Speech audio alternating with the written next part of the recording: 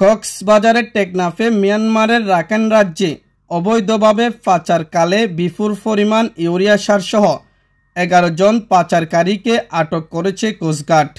বৃহস্পতিবার সকালে coastguard media কর্মকর্তা লেফটেন্যান্ট কমান্ডার হারুন অর রশিদ এ তথ্য নিশ্চিত করেন।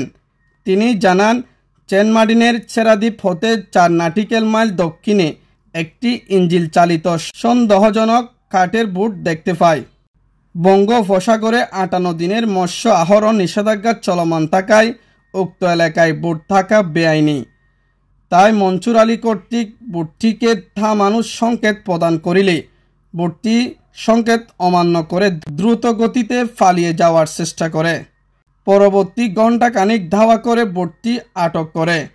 বোটে তল্লাশি করে অবৈধভাবে মিয়ানমারের রাখাইন রাজ্যে পাচারকালে 742 বস্তা ইউরিয়া সারসহ 11 জন পাচারকারীকে আটক করতে সক্ষম হয়। পাচারকারীরা উকিয়া রোহিঙ্গা ক্যাম্প এবং চট্টগ্রামের বাসিন্দা।